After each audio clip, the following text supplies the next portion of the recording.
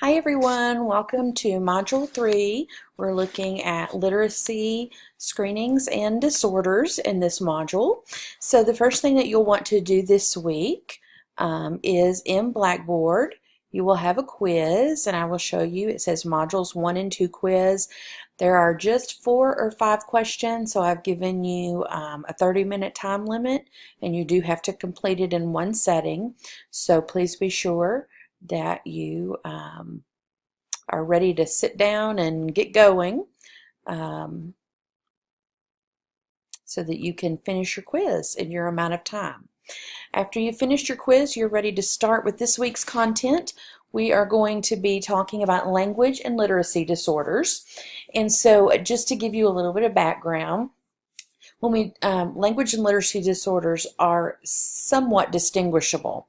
When we're looking at a language disorder, we're thinking about problems with any or all aspects of language. This could include understanding language, expressing ideas through appropriate vocabulary, grammar, reading, writing. It can encompass all of those things. What generally falls under language disorders are the categories language delays and specific language impairment. And that's what most of you will probably see if you're in the classroom when your child is serviced under an IEP. So if they have a language delay, it means that their language skills are developing more slowly than they should. And then if there's an actual specific language impairment, then there is a language disorder that has occurred, but we can't figure out, or we don't know yet, the neurological, emotional, sensory, or intellectual cause. There are some that we can identify, and we're going to talk about a few of those, but sometimes we just don't know. We know there's an impairment, but we don't know the cause. Okay? And then when we're talking about language-based learning disabilities, that's when we're bringing in our literacy-related problems with reading, spelling, writing. This includes dyslexic students, those that are diagnosed or those that we suspect, but it is not just dyslexia, okay? There are other reading problems than dyslexia. Don't forget that. But this dyslexia and these other literacy problems we'll see in reading, spelling, writing. Okay. So when we think about why they occur, these language disorders, we just talked a minute ago about how sometimes we don't know. We don't know the neurological, the sensory reason, the emotional reason, but there are many that parents can dig and eventually find out, or there are some that are just obvious. So they can occur when there's injury or a disease like tumors, strokes, traumatic brain injuries, and that could damage the language centers in the brain. So when that happens, that can cause us to have a language delay or a language disorder. It can be developmental. There are many common conditions like Down syndrome, autism, hearing loss, cerebral palsy, malnutrition. All of those can also contribute to language disorders and delays. It can be a family history, which means genetics probably plays a cause in there somewhere. And sometimes families don't know that they have anything going on until they've come to you and they've started going through some additional testing and maybe have seen their doctor and gone through some developmental testing, and then they realize, oh, I had trouble with these things too, or I still have trouble with these things. And so sometimes it is a shock, but also somewhat of a relief for parents to realize that when they were having trouble, there was a reason. And then again, many times that cause is unknown. When we're looking at signs of language and literacy disorders, they're very similar, and you're going to notice that a lot of these from your Foundations of Dyslexia class are going to be ones that you've seen on markers or characteristics of dyslexia list.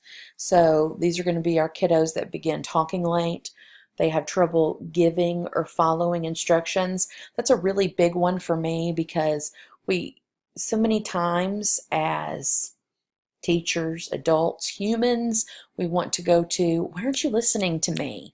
You're not following directions, and go to that it's a behavior issue.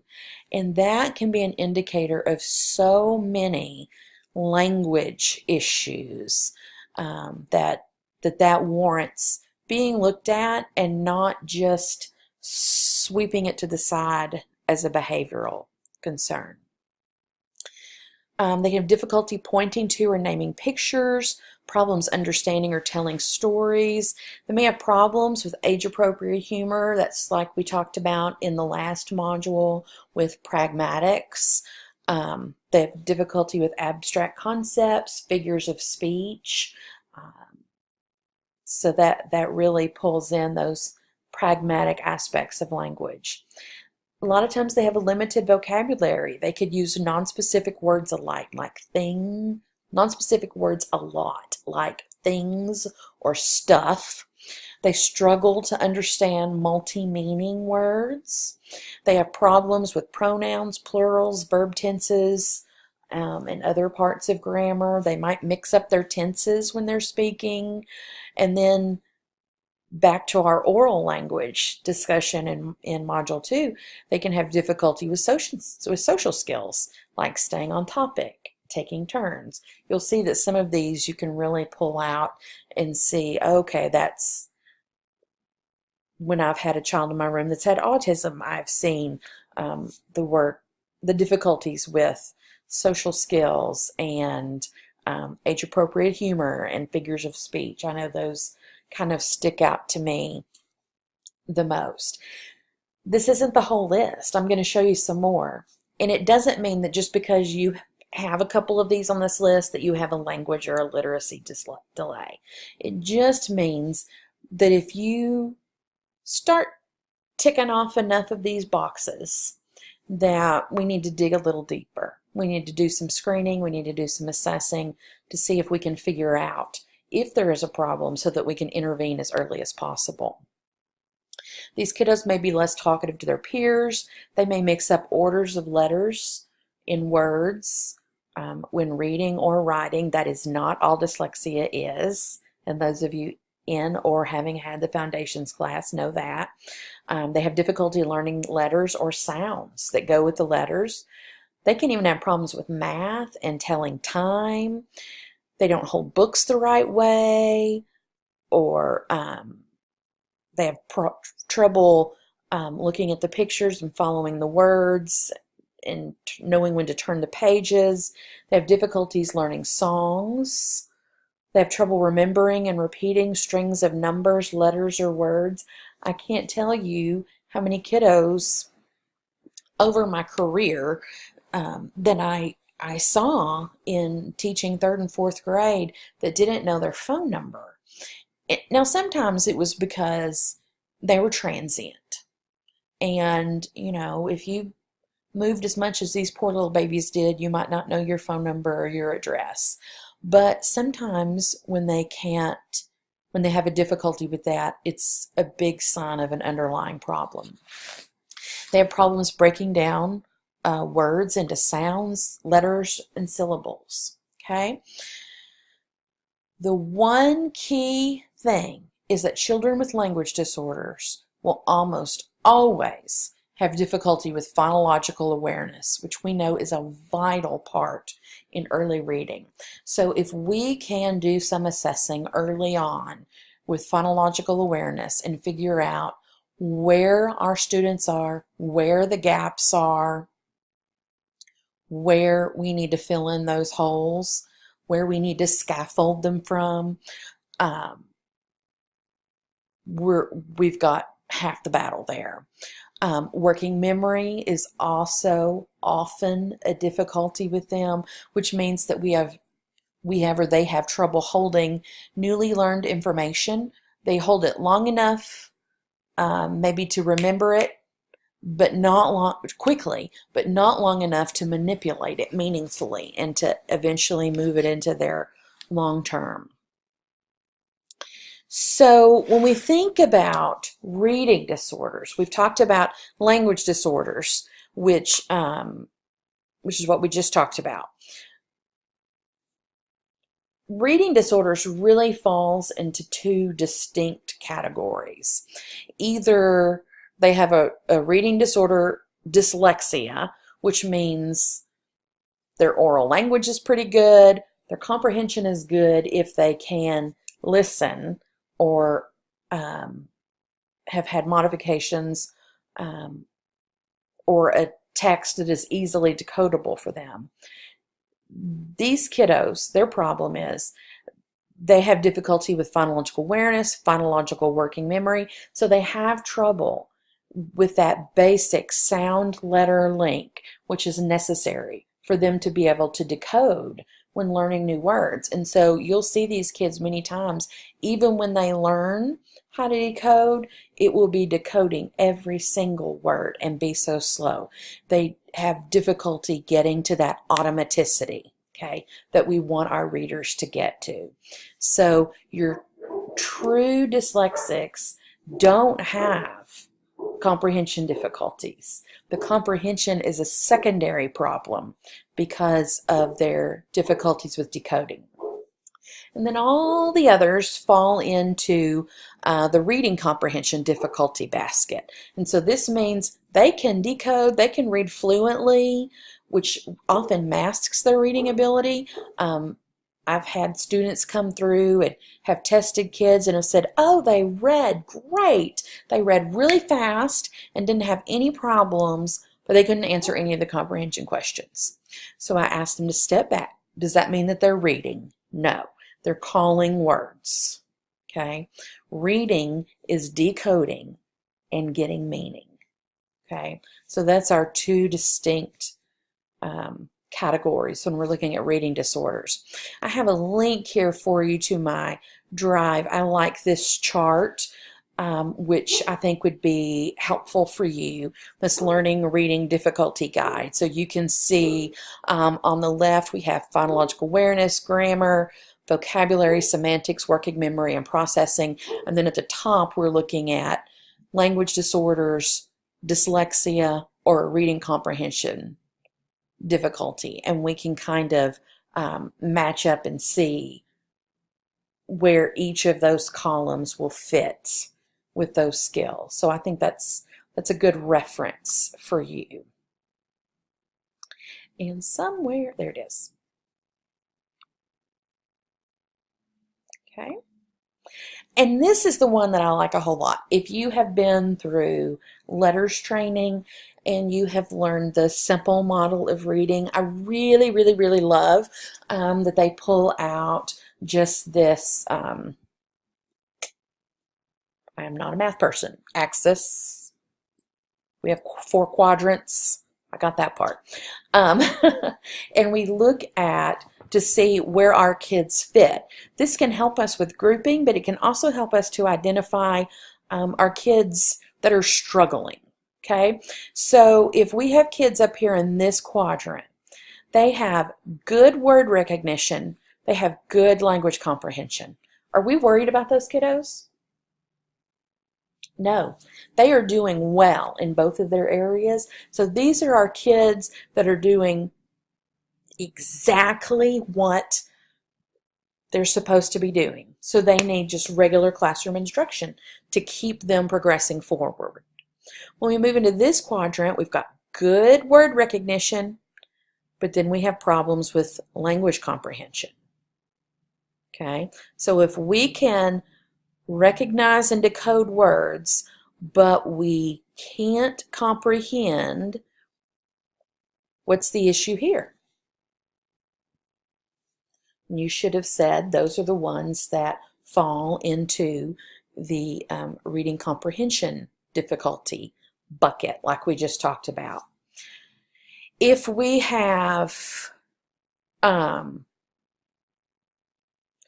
poor language comprehension and poor word recognition, who are these kiddos?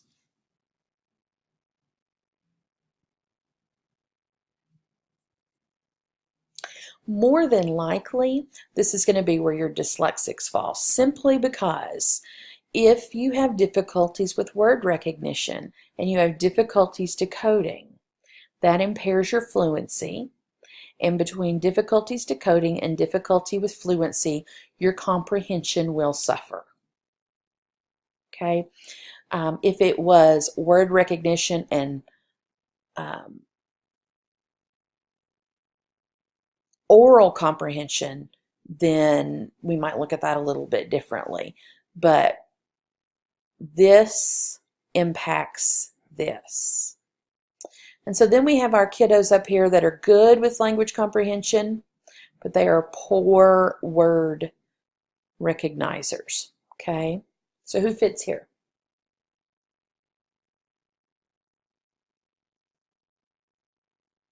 Okay.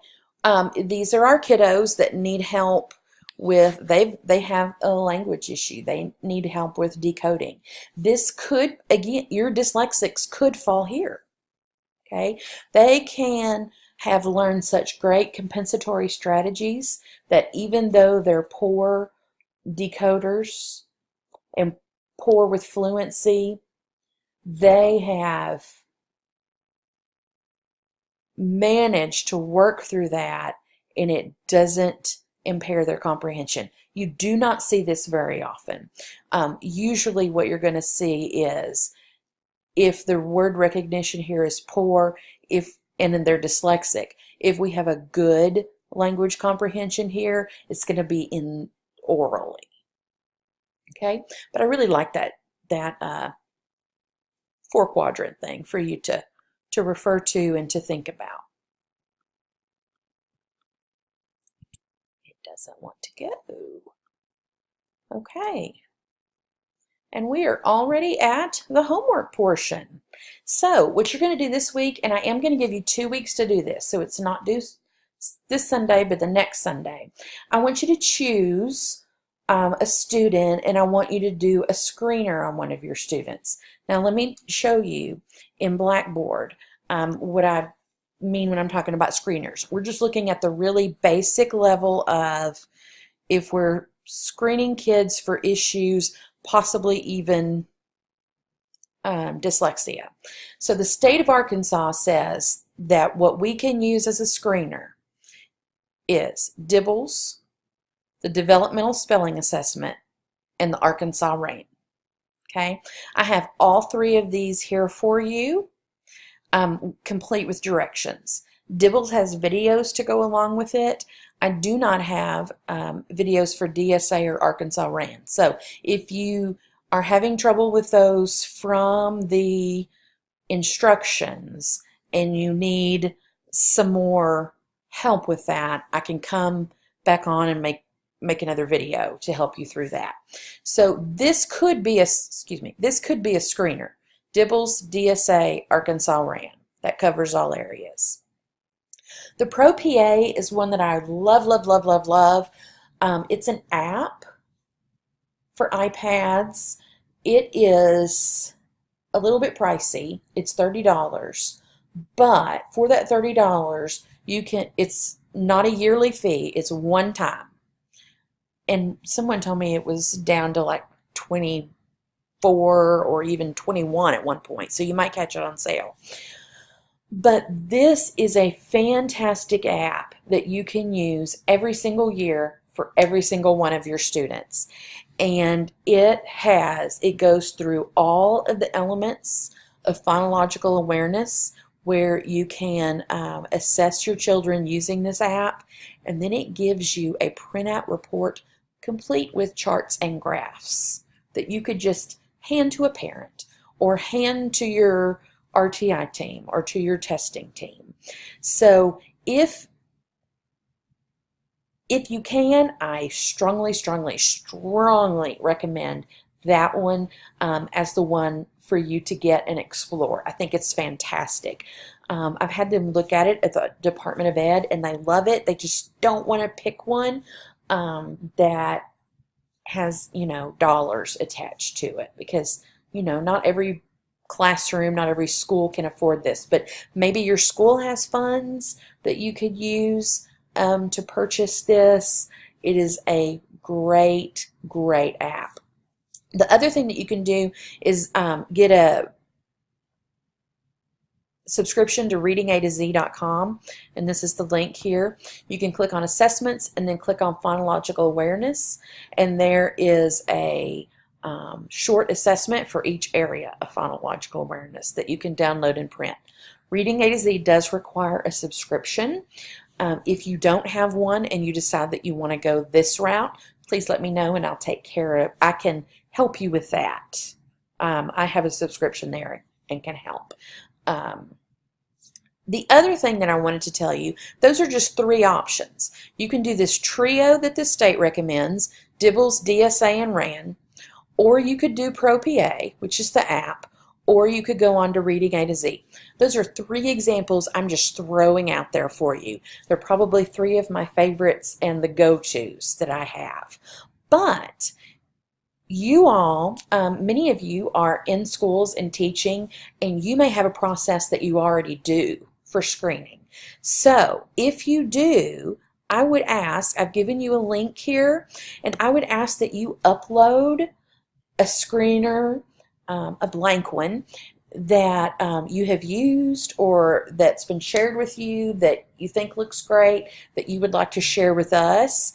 And if you will upload it and put your name on it, I'll be happy to give you some bonus points. If you're not in a school, I'm happy if you go, you can research online and see if you can find a dyslexia screener or a phonological awareness screener and upload that and put your name on it, and see if we can kind of build our toolkit of screeners and looking at phonological awareness. So I want you to give the screener to one of your kids, whichever one you choose, and then you're going to upload those results to Blackboard. So if you've written on them, you'll need to scan and take pictures. Okay, scan or take pictures, or if it's if you use the app, just scan and email me the report. Okay. And then I want you to write just a couple of paragraphs. I want you to look at these results, and just from what you can see, what strengths do you see? What weaknesses do you see that are in your student? And how do you think you can use these results to now guide your instruction? Okay? Because next, we're going to move into really making sure that we know the Orton-Gillingham method, and we're going to start looking at we're going to look at each of the elements of literacy and start practicing and watching and learning about how to do it in a multi-sensory way. And I will share with you what I know from programs that I have been trained in, and then from experience. And then I always welcome, I like discussion boards a lot because it can open up the sharing for you all to really get ideas from each other. So homework this week, screener, 1 to 2 paragraphs about strengths and weaknesses. You have 2 weeks to do this. That doesn't mean there's not a module next week. There still is. And I'm working to get that up early for you. But I wanted to give you enough time in case you were able to work with your school about funding, so that maybe you could try one of these really fantastic apps. Please let me know if you have questions. I am here for you. You can text me or email me. That is the fastest way to get hold of me. And I am really enjoying hearing from you all and reading your responses and getting to know you all better. So I hope you have a great week, and I'll see you soon.